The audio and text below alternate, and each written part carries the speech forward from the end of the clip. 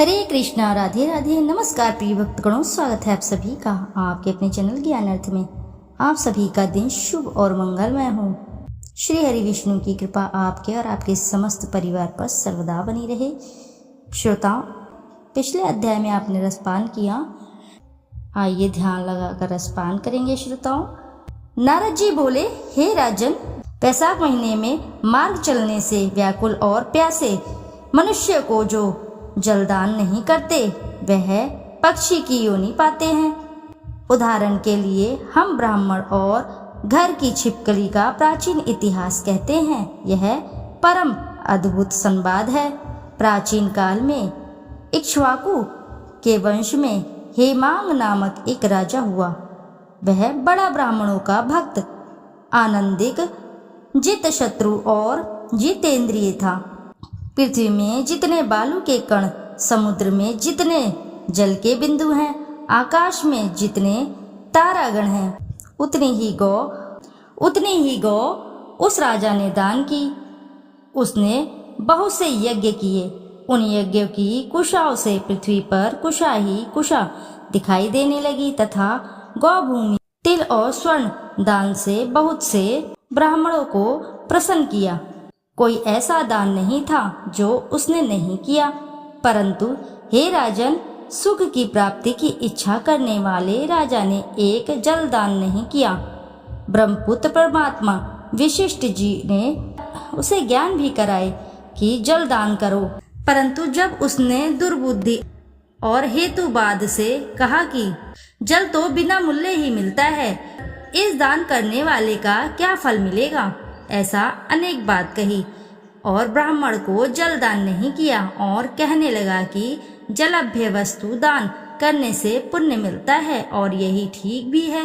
तथा वह राजा लूले लंगड़े दरिद्र की और जीविकाहीन ब्राह्मणों की सेवा करता था, किंतु वेद पाठी, तत्वज्ञानी और ब्रह्मवादियों की पूजा नहीं करता था। वह राजा कहा करता था कि विख्यात ब्राह्मणों की पूजा सेवा तो सब ही करते हैं, परंतु अनाथ, बिना पढ़े लिखे, लूले लंगड़े ब्राह्मण और दरिद्रियों की बड़ी दुर्गति है। अतएव ऐसे ही लोग मेरी दया के पात्र हैं। इस प्रकार वह दुर्बुद्धि कुपात्रों को दान देता रहा।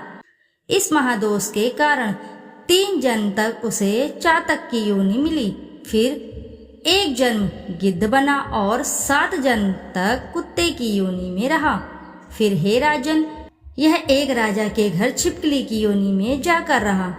उसका नाम शुद्धकीर्ति था और मिथिलापुरी का राजा था।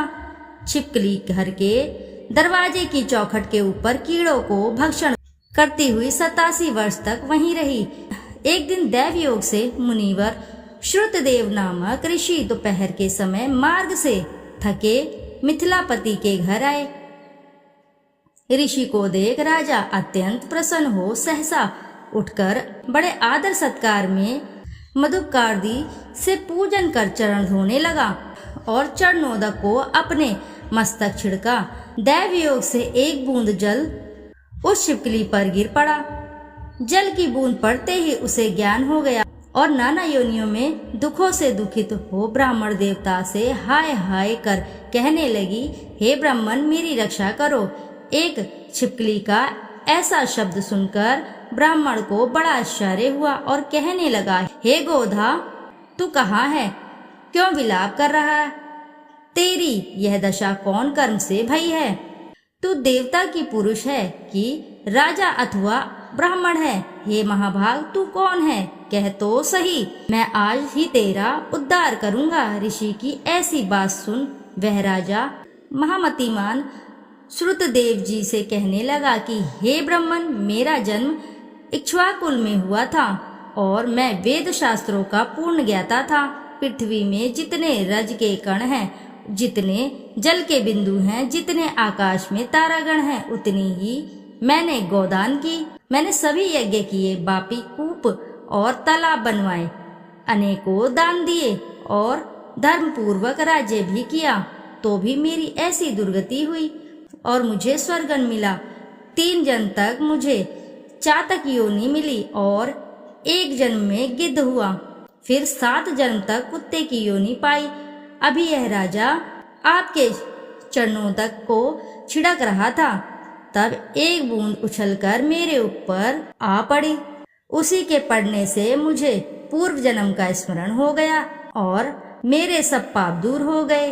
हे द्विजवर, 28 जन्म तक मुझे छिपकली की योनि भोगनी पड़ी। तरह तरह की देवी दृष्टि दिखाई देती है, अतः अब मैं इन जन्मों से डरता हूँ। हे द्विज, मेरी यह दशा कैसे हुई, यह विस्तार से कहिए। यह सुनकर द्विज ने ज्ञान चक्षु द्वारा सब वृतांत जान लिया और कहने लगा, हे राजन, मैं तेरी इस बुरी योनि का कारण कहता हूँ, चित लगाकर सुन।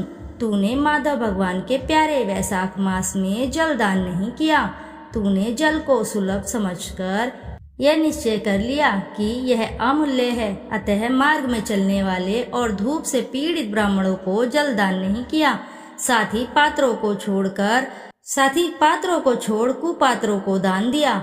जलती अग्नि को छोड़ क्या कोई भी हवन करते हैं? 14 वर्णित सुगंधादि से युक्त कांटेदार वृक्ष का कोई भी पूजन नहीं करते। संपूर्ण वृक्षों में पीपल की ही पूजा होता है।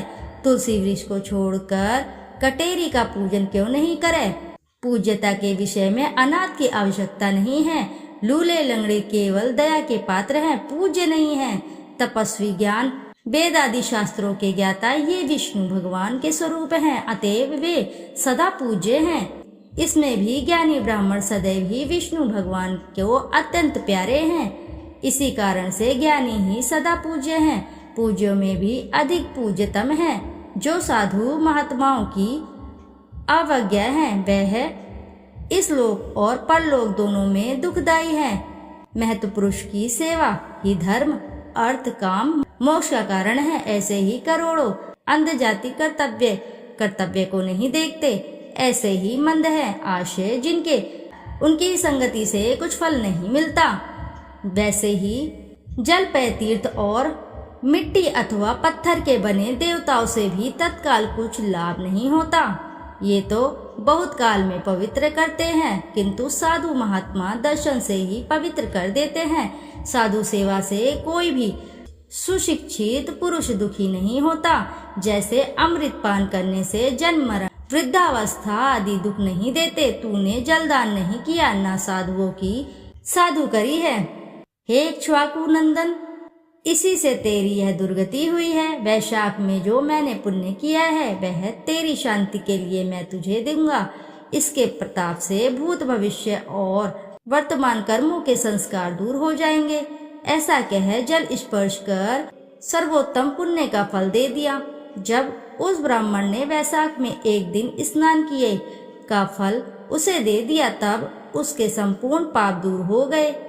अब गोदा की योनि त्याग कर दिव्य विमान पर चढ़ वे दिव्य माला, वस्त्र और आभूषण पहन मिथिलापुर के राजा के महल के भीतर सब प्राणियों को देखते देखते हाथ जोड़कर परिक्रमा दे नमस्कार कर आज्ञा ले स्वर्ग को चला गया और देवता लोग स्तुति करने लगे। वहां 10,000 वर्ष तक अनेकों भोगों को भोग कर वही राजा इक्ष्वाकु के वंश में महाप्रभावशाली काकुस्थ नाम से पैदा हुआ और सप्त दीपवती पृथ्वी का पालन करता हुआ बड़ा ब्रह्मण्य सखा और विष्णु का अंश हुआ।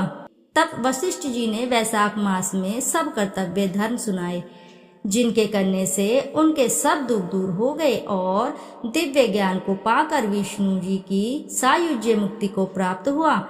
इसलिए यह वैशाख संपूर्ण शुभ फलों का दाता है।